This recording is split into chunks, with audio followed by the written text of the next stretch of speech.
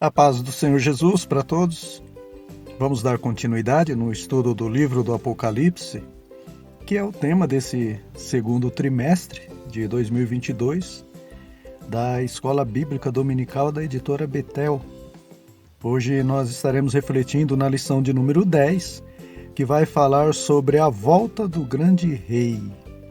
O Rei dos Reis e Senhor dos Senhores, né? O nosso Deus Salvador, o Senhor Jesus. Eu acredito que a expressão mais correta é essa mesmo, a volta do grande rei e não a vinda. Vinda diz respeito a alguém que nunca veio antes, né?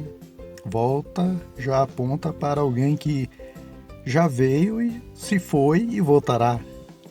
Muitos judeus, né, estão esperando ainda a vinda do grande rei, do Messias prometido, mas nós, Igreja de Deus, estamos esperando a volta dele, né? Porque cremos que ele já veio na pessoa de Jesus, morreu pelos nossos pecados, ressuscitou ao terceiro dia, foi para o Pai e voltará para nos buscar, né? Então, aleluia, Maranata, ora volte, Senhor Jesus.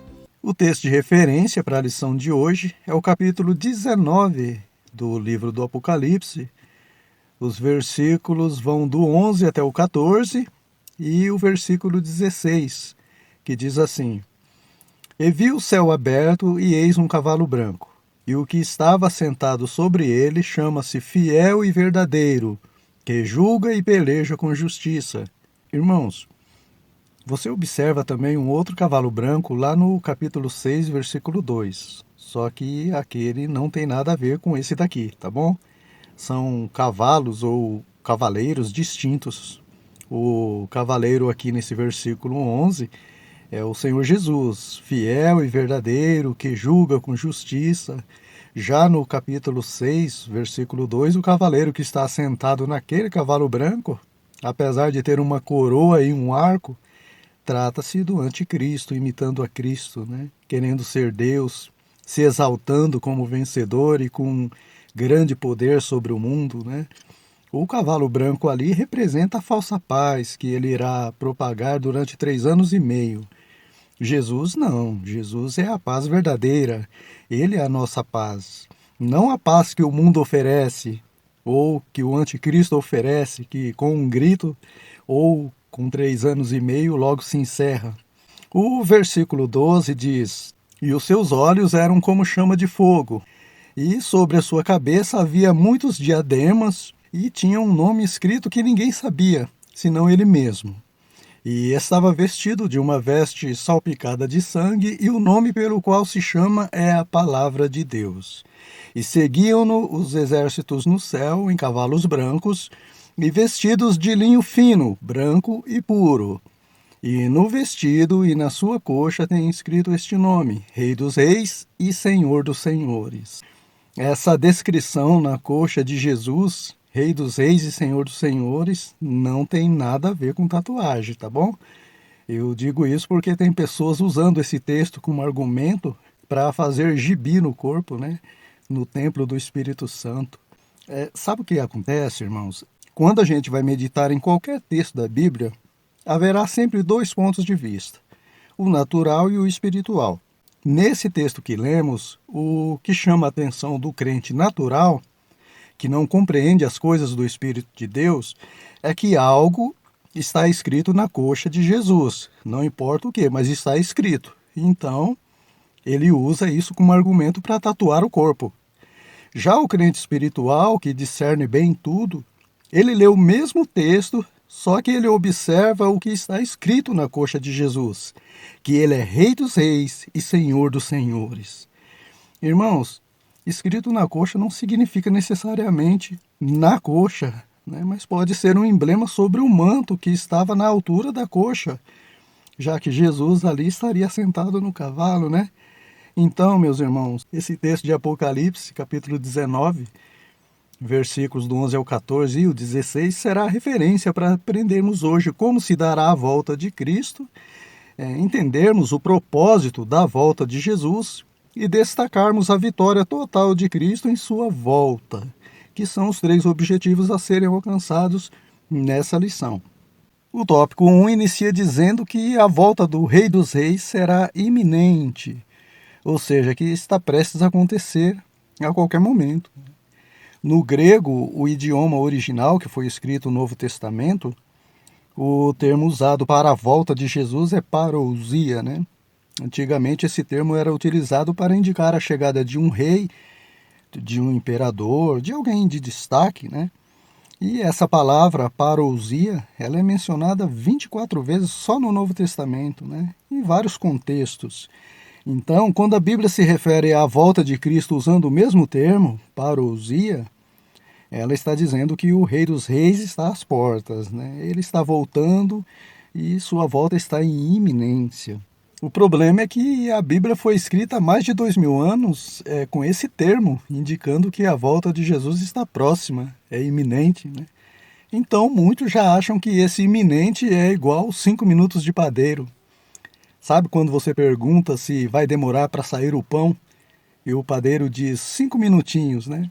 E você fica ali meia hora esperando? Só que a gente não deve viver ansioso sobre quando Jesus vai voltar. Apenas devemos estar preparados para quando isso acontecer, como aquelas 5 virgens prudentes da parábola de Jesus, que dormiram antes do esposo chegar, mas estavam preparadas quando ele chegou, né? Irmãos, viver com Cristo, mesmo nesse mundo de tribulação, é prazeroso, né? Porque o reino de Deus já está entre nós, na pessoa bendita do Espírito Santo, que nos consola, que nos conforta, que nos alegra, mesmo em meio às tribulações desta vida. O mesmo Deus que estará conosco por toda a eternidade já está conosco desde agora. Estar com Deus agora é tão bom quanto estar com Ele na eternidade. A única diferença é o contexto que nos rodeia. Por isso que Paulo, mesmo sofrendo tanto por amor do Evangelho e tendo a mesma experiência de João, de ser arrebatado ao terceiro céu, ao paraíso, e ter visto coisas inefáveis que palavras humanas não descrevem, quando ele retornou para a terra, ele disse para os filipenses, né? Ainda que estar com Cristo é bem melhor, por amor de vós eu prefiro ficar na carne. Ou seja, estar com Cristo é bem melhor, por causa do contexto no céu. Mas Cristo estar comigo, mesmo no contexto terreno, é muito bom também. O item 1.1 diz que todo olho verá o Senhor vindo nas nuvens. Isso diz respeito à segunda etapa da volta de Jesus, né? A primeira será no arrebatamento, quando nenhum olho verá, por ser num abrir e fechar de olhos, em frações de segundos. A segunda será nas nuvens, quando, diferentemente da primeira etapa, todo olho verá, até mesmo aqueles que o traspassaram, né? Ou seja, vivos e mortos verão o Senhor voltando nas nuvens, na segunda etapa, né? Achar que não haverá arrebatamento oculto, mas só quando Jesus voltar após o milênio nas nuvens é cair no mesmo erro de muitos judeus que até hoje esperam a primeira vinda do Messias, né? Aqueles que não acreditam no arrebatamento secreto e não estiverem preparados só perceberão o quanto estavam enganados quando sentiram falta, né, dos que foram arrebatados. Agora, os que estiverem preparados também subirão no arrebatamento, mesmo sem acreditarem nessa primeira etapa da volta de Cristo, porque pré, meso ou pós-tribulacionistas é o tipo de doutrina que não influencia na salvação, né? A menos que essa divergência gere inimizades, contendas, desunião entre os irmãos, né? Aí é outra história, né? A paz com todos e a santificação são essenciais para a salvação, né? Por isso que ambas exigências são citadas juntas ali, né, pelo escritor aos Hebreus. Segui a paz com todos e a santificação, sem a qual ninguém verá a Deus. Não tem como estar em santificação vivendo desunidos, em pé de guerra uns com os outros. Então, se eu creio que a igreja não vai passar pela grande tribulação, e muitos irmãos creem que a igreja passará pela grande tribulação, isso não deve trazer divergência no sentido de vivermos em inimizade um contra o outro, de maneira nenhuma, né? A gente tem que viver unido. Cada um tem a sua interpretação e cada um deve respeitar a interpretação do outro. Já o item 1.2 afirma que Jesus virá com a igreja, com os seus santos, né? Uma vez que Jesus nos garantiu que estaríamos sempre com ele, Se ele virá nas nuvens, nós viremos com ele também. Zacarias, lá no capítulo 14, versículo 5 do seu livro, ele diz isso, né? Virá o Senhor meu Deus e todos os santos contigo. Também Judas, em sua carta, no versículo 14 do único capítulo, né? Ele afirma, eis que é vindo o Senhor com milhares de seus santos. Que dizer de Colossenses, capítulo 3, versículo 4, onde Paulo também diz, né? Quando Cristo, que é a nossa vida, se manifestar, então também vós vos manifestareis com ele em glória. Então, irmão, Jesus voltará com os santos, né? Com os santificados pela fé. E com os anjos também, né? Conforme as palavras de Jesus. Jesus disse isso lá em Mateus, capítulo 16, versículo 27. Só que os anjos que Jesus está falando aqui não são os santos. Tem pessoas que acham que esses santos, que esses textos que nós citamos se referem, são os anjos, né? Mas não. Santos são santificados em Cristo, fala da igreja. E o comentarista ele encerra o item confirmando aquilo que nós já falamos. Mesmo em meio às piores dificuldades ou tentações, nós temos esperança e paz, porque sabemos que estamos com o Senhor desde já, né? Jesus disse, eis que estou convosco todos os dias, até a consumação dos séculos. E assim como todo sofrimento nessa terra, irmãos, Jesus chama de apenas o princípio de dores para aqueles que se perdem, todo consolo, conforto e alegria no Espírito Santo nessa terra é apenas o princípio, uma sombra da eternidade com Deus também. Agora o item 1.3, onde é destacado que Jesus, na segunda etapa da sua volta, pisará no Monte das Oliveiras, que está de frente de Jerusalém, né? É o mesmo monte de onde Jesus subiu aos céus. O texto diz que o monte se dividirá em duas partes, abrindo um vale no meio, por onde rios de águas vivas passarão, né? Por onde o povo de Deus passará quando o Senhor incitar os povos contra o seu povo, né? Isso mesmo, irmãos, é Deus quem vai incitar os povos, né? As nações a guerrearem contra o seu povo no Arraial dos Santos, no Vale do Megido. A Bíblia diz isso, né? Então, consumirá aqueles que estiverem perseguindo o povo de Deus. Isso nos faz lembrar do episódio do Mar Vermelho, né? Onde Deus endureceu o coração de Faraó para perseguir o seu povo. Então o Senhor soprou e o vento fendeu o mar em dois, né? E o povo de Israel passou pelo meio, vindo então o juízo de Deus sobre Faraó. E às vezes Deus abre um vale na nossa vida, né? E vale fala de dificuldades, sempre com o propósito de manifestar o seu poder, do seu nome ser glorificado e para que nós nos aproximemos mais dele, né? Um vale se abriu ali no monte chamado Intimidade com Jesus, em que estavam Marta, Maria e Lázaro, né? E nesse vale da sombra da morte, em que Lázaro passou, Jesus estava ali, né? O vale não era para a morte, mas para a glória de Deus. Então, irmãos, montes se fendendo em dois para o povo passar, fala de bênçãos, de livramentos através de um vale. Agora percebam que essa narrativa de Zacarias, a referência está aí na tela, estava sendo direcionada para Zorobabel, né, após o cativeiro babilônico, ali na restauração do templo, né, mas era profético também, né, que o Senhor virá e restaurará aqueles que passarem pela desolação da grande tribulação também. Deus fará um novo céu e uma nova terra. Então Deus não virá para destruir a terra totalmente. Quando Pedro fala que os montes ardendo se fundirão, será tudo queimado, é para ser restaurado posteriormente, após a grande tribulação. É por isso que o Senhor, irmão, sendo o nosso pastor, nada nos faltará, né? Não faltará montes, momentos de alegria, momentos de tranquilidade, mas não faltará vales também, momentos de dificuldades. O certo é que Deus nos guiará mansamente às águas tranquilas, mesmo no meio dos vales. Podem até achar que o vale na sua vida, meu irmão, minha irmã, represente a ausência de Deus, né? Como Senaqueribe achava. Mas Deus estará ali contigo, porque Ele é Deus nos montes e nos vales também. E esse será um dos propósitos da vinda ou da volta do Senhor no final da grande tribulação, né? Conforme diz o tópico 2. Porque os seus escolhidos estarão passando por um momento extremamente crítico após todos os flagelos que o Senhor enviar sobre a terra, né? Além da opressão do anticristo. Notem que no final do item, o pastor William Barros, comentarista da revista, diz que nesse momento Israel se verá cercado pelo anticristo e seus exércitos e que será um dia decisivo para todo mundo, isso especialmente para Israel. Irmãos, está certo que o Vale do Megido ele fica em Israel. Ali será realmente a batalha do Armagedon. Mas Israel, em todo o contexto aqui, se refere ao povo de Deus de uma forma geral, né? Então, haverá entre os perdidos judeus incrédulos, né? Assim como haverá entre os salvos gentios crentes também.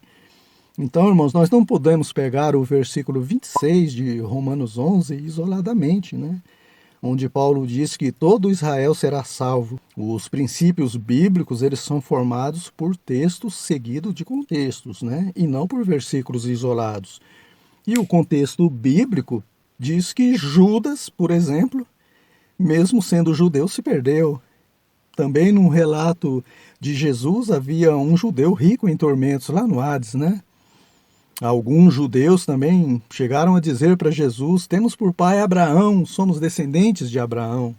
E Jesus disse para eles claramente, né? Vós tendes por pai o diabo e quereis satisfazer seus desejos. Que dizer de João Batista também, que quando viu uns fariseus e saduceus, que eram judeus, né? Vindo se batizar, João Batista disse para eles também: raça de víboras, produzam frutos dignos de arrependimento e não presumais entre vós, dizendo: temos por pai Abraão, ou seja, somos judeus, porque eu vos digo que até mesmo dessas pedras Deus pode suscitar filhos a Abraão. Quer dizer, até mesmo nós, gentios, com coração de pedra, Deus pode quebrantar com o martelo que esmiuça a penha, chamado Palavra de Deus, e fazer de nós filhos de Deus também. Basta se arrepender e se converter, que todos serão chamados também filhos de Abraão, israelitas pela fé. O fato é que Jesus voltará, né? E voltará no tempo certo. Ele não tardará e nem adiantará. Quando o texto diz que Deus abreviará o tempo por causa dos seus escolhidos, não significa que a grande tribulação durará menos de 7 anos, não é isso. Apenas que passará mais rápido do que o previsto, né? Já que Deus tem esse poder de fazer um dia parecer 1000 anos e 1000 anos parecer um dia. Então Jesus voltará para vencer o anticristo, conforme diz o item 2.1. Não só o anticristo, mas também o falso profeta e todo o seu exército, né? Com base no capítulo 19, versículo 20, onde diz que a primeira besta foi presa, que é o anticristo, né? Juntamente com a segunda besta, o falso profeta, e os mesmos que fizeram sinais e prodígios, levando muitos a receberem seu sinal e adorar a sua imagem, a imagem da besta, né? Esses mesmos foram lançados vivos no ardente lago de fogo e enxofre. Ou seja, fizeram sinais, milagres, prodígios, mas foram lançados no lago que arde com fogo e enxofre por toda a eternidade. Porque sinais, prodígios, profecias, dom algum, nada disso é sinônimo de salvação ou garantia da presença de Deus, né? Juntamente com o anticristo e o falso profeta também serão lançados no fogo eterno todos os que foram enganados por eles, né?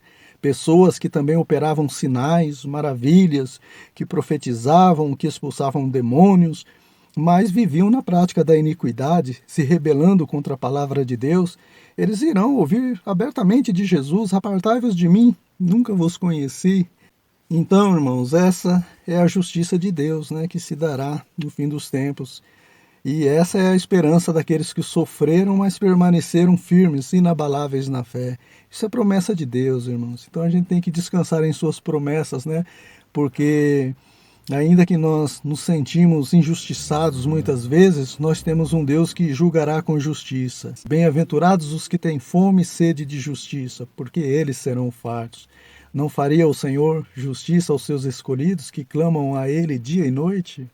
O outro propósito de Jesus em sua segunda volta, de acordo com o item 2.2, será revelar-se a Israel.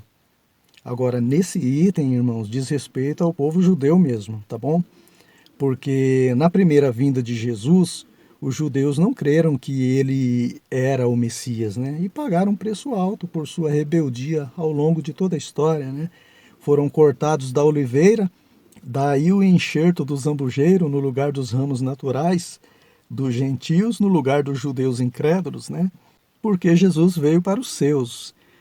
Ou seja, a salvação começa pela casa de Israel, né? Só que os seus não o receberam, mas a todos quanto receberam, deu-lhes o poder para serem feitos filhos de Deus, né? Jesus vai se revelar para os judeus incrédulos que elegeram ou elegerão o anticristo e para toda a humanidade, né?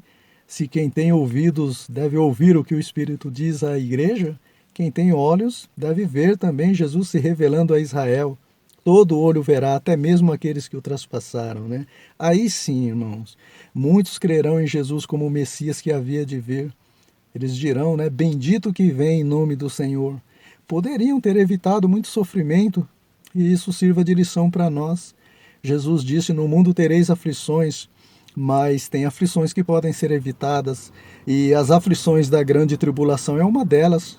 Bastava viverem em obediência à palavra de Deus, em obediência a Deus, para serem arrebatados e escaparem das aflições dos últimos dias. Já o item 2.3 fala sobre o outro propósito da segunda etapa da volta de Jesus, que é inaugurar o seu reino, né? O seu reino milenar. Isso fala do milênio, quando toda a grande tribulação e o juízo provisório porque no juízo de Deus durante a grande tribulação ainda não será o juízo final, né? Quando tudo isso que aconteceu na grande tribulação ter passado, Jesus virá então nas nuvens para inaugurar o seu reino ou o seu reinado por 1000 anos nessa terra, né? Isso após o toque da sétima trombeta. O interessante, irmãos, que ao abrir o sétimo selo houve silêncio no céu por causa daquela expectativa, né? Mas ao soar a sétima trombeta haverá muito barulho, grandes vozes no céu dizendo: os reinos do mundo vieram a ser do nosso Senhor e do seu Cristo, que reinará para todos sempre, né? Será um reino teocrático, né? Que trará para o mundo por 1000 anos a tão desejada paz, como nunca houve em nenhum governo humano, né? Porque esse é o tempo que o diabo, aquele que tirava a paz do mundo, será lançado no abismo, né? 1000 anos. Então se cumprirá a profecia que está lá em Isaías, capítulo 9, versículo 7.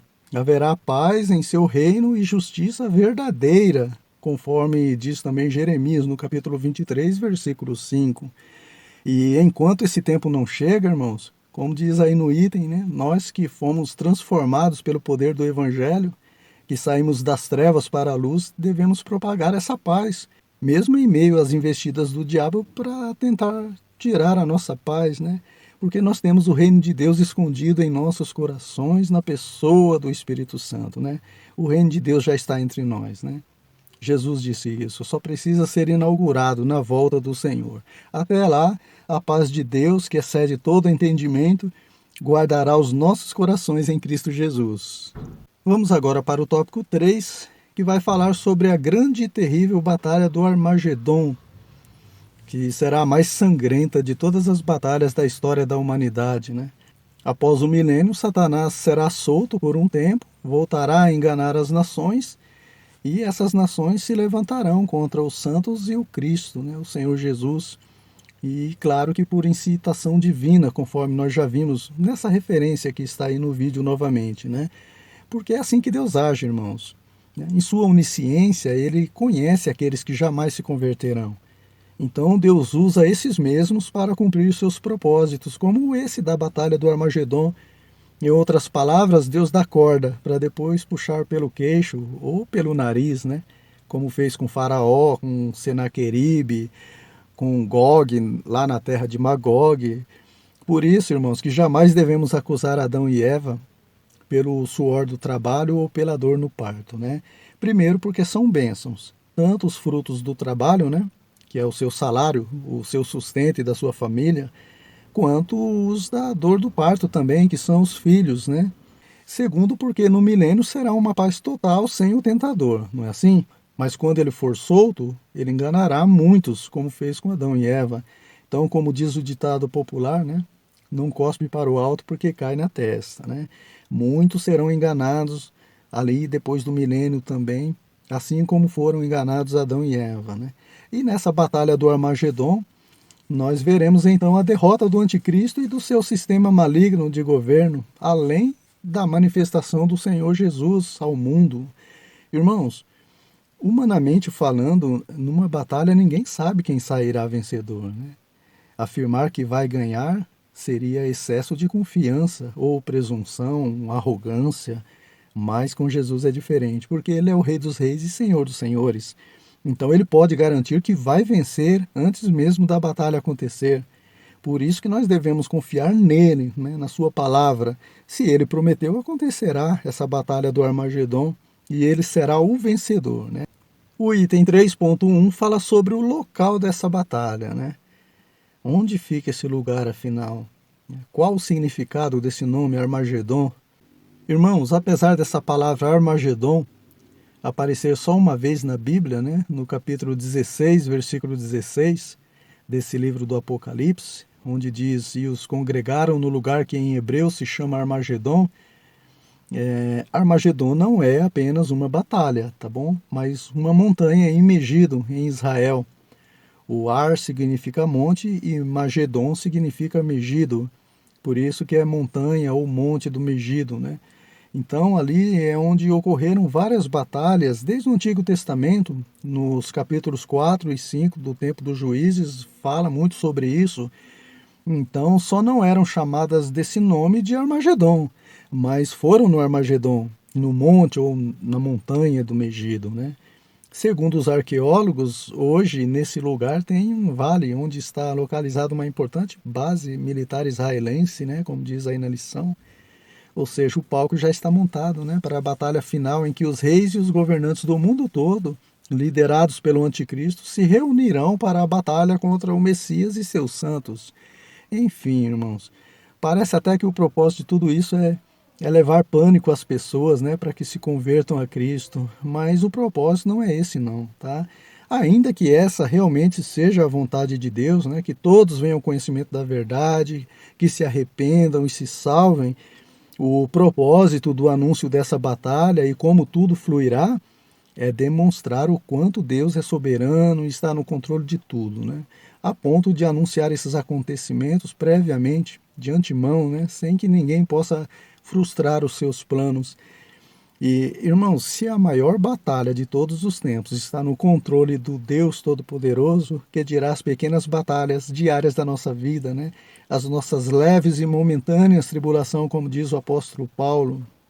Já o item 3.2 fala da destruição dos inimigos de Deus nessa batalha, quando haverá 2 banquetes comemorativos, um no céu, que será a ceia das bodas do Cordeiro, o Senhor Jesus com a igreja, e a outra será na terra, as aves devorando os cadáveres dos inimigos que morreram pelas pragas e ataques mútuos, né, se matando uns aos outros. Essa é chamada de a ceia do grande Deus. E como que Jesus destruirá o anticristo, o falso profeta e todos os seus exércitos? Paulo diz que será com apenas um sopro, lá em 2 Tessalonicenses, capítulo 2, versículo 8. Jó também diz que os que lavram iniquidade com o hálito de Deus perecerão, e com o assopro da sua ira serão consumidos. Irmãos, assim como Deus tem poder para criar tudo com o hálito da sua boca, quando ele disse haja ou produzam, e tudo houve ou foram produzidos, e assim como Deus também tem poder para dar a vida apenas com um sopro, esse mesmo poder Deus vai usar para aniquilar seus inimigos. Ou seja, ele dá a vida com um sopro e ele tira a vida com um sopro também. Ele diz haja com o seu hálito, com o hálito da sua voz, e ele diz deixa de haver também com o hálito da sua voz. E assim, irmãos, Deus aniquilará todo o exército do anticristo que virá contra o Senhor e seus santos, né? Mas, irmãos, vejam como essas duas bestas são bestas mesmo, né? A ponto de serem enganadas por seu líder, o grande dragão, o diabo, porque o diabo conhece a palavra de Deus. Ele tentou Jesus no deserto usando argumentos bíblicos, né? Distorcidos e fora de contexto, mas bíblicos. Está escrito. E está escrito mesmo o que ele disse lá no Salmo 90.